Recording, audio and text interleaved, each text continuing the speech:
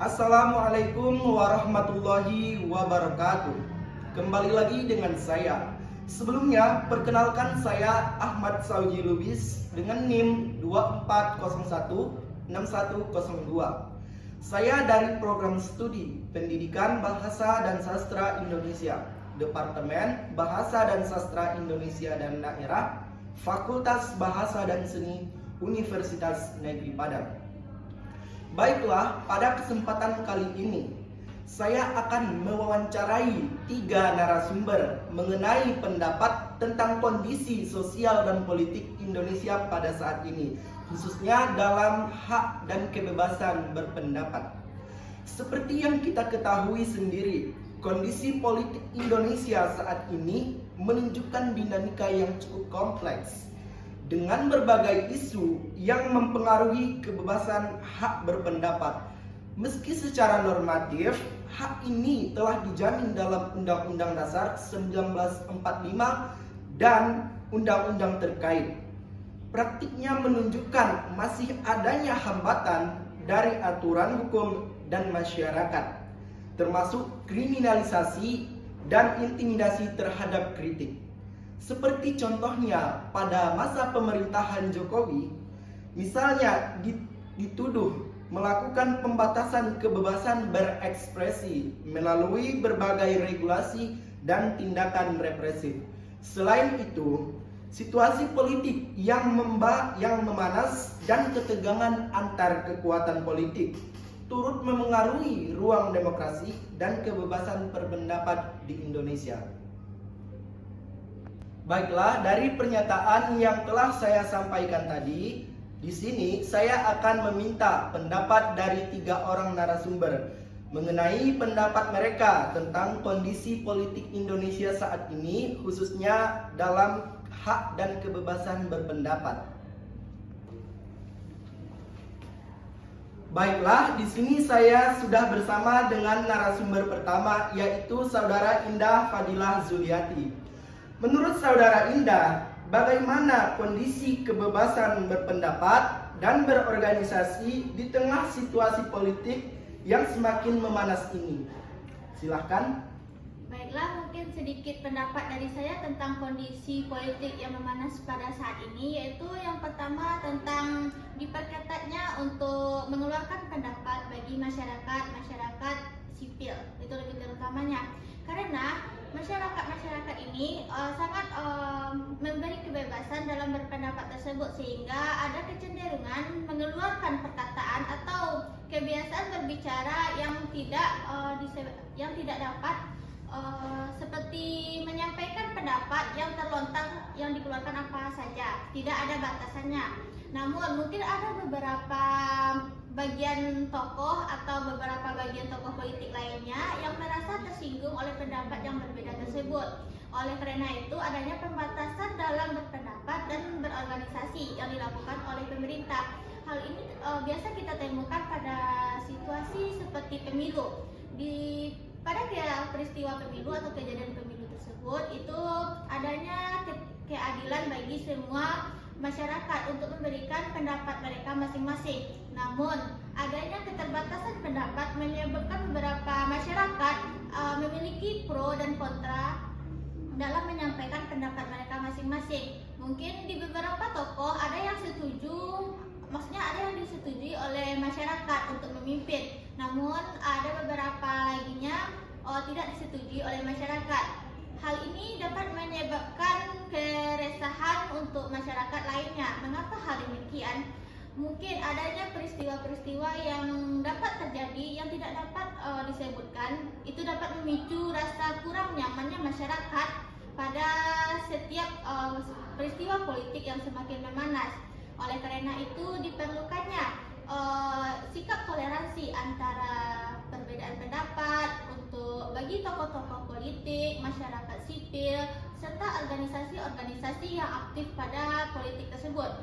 Selanjutnya yang kedua yaitu adanya media sosial. Media sosial di sini berperan sangat aktif dan sangat penting. Mengapa hal demikian? Media sosial mencakup berbanyak pendapat masyarakat. Dengan banyaknya pendapat masyarakat yang disampaikan melalui media sosial, memberikan kebebasan untuk media sosial tersebut menerima semua masukan yang ada. Namun, seharusnya adanya batasan. Oleh karena itu, mungkin segitu saja dari saya. Baik, terima kasih kepada Saudara Indah atas pendapatnya. Baiklah, di sini saya sudah bersama narasumber kedua, yaitu Saudara Hanifah Nurul Hasanah. Baiklah, di sini saya sudah bersama narasumber kedua, yaitu Saudara Hanifah Nurul Hasanah. Menurut Saudara Hanifah, bagaimana kondisi kebebasan berpendapat dan berorganisasi di tengah situasi politik yang semakin memanas ini? Menurut saya, isu kebebasan berpendapat ini bukanlah masalah baru karena telah terjadi lama-lama sekali, terutama mengenai UU ITE. Meskipun telah dijamin oleh konstitusi mengenai kebebasan berpendapat, tapi penerapannya masih kurang ideal terlihat di lapangan. Untuk itu perlu adanya upaya bersama untuk memperkuat demokrasi Indonesia untuk masa depan. Baiklah, terima kasih untuk pendapatnya Saudara Hanifah. 3.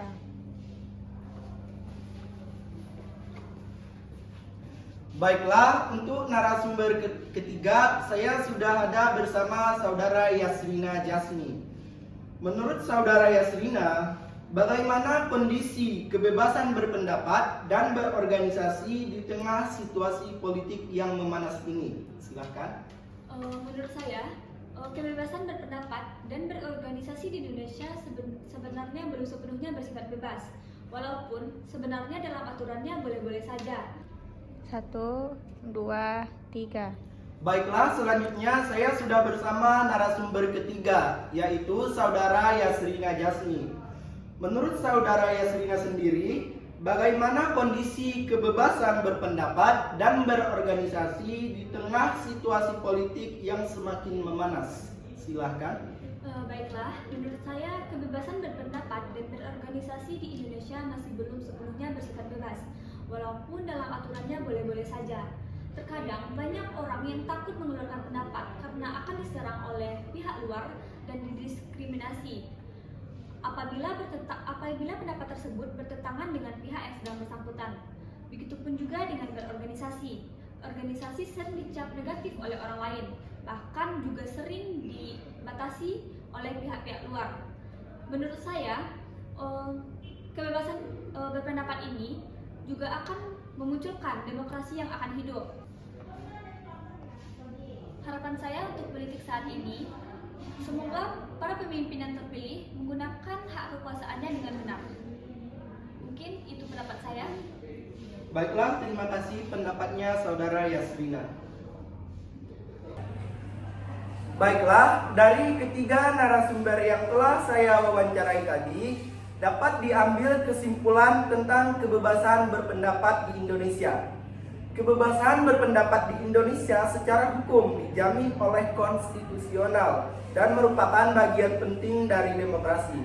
Namun, dalam praktiknya, kebebasan ini sering menghadapi tantangan seperti pembatasan melalui regulasi, intimidasi, dan kriminalisasi terhadap individu atau kelompok yang menyampaikan kritik terhadap pemerintah atau kebijakan tertentu. Meskipun Indonesia terus berupaya memperkuat ruang demokrasi dan perlindungan hak asasi manusia, masih diperlukan upaya lebih untuk memastikan bahwa hak berpendapat dapat dilaksanakan secara bebas, aman, dan tanpa rasa takut. Dengan demikian, menjaga keseimbangan antara kebebasan berpendapat dan tanggung jawab sosial tetap menjadi tantangan utama dalam proses demokratis di Indonesia. Sekian, wassalamualaikum warahmatullahi wabarakatuh.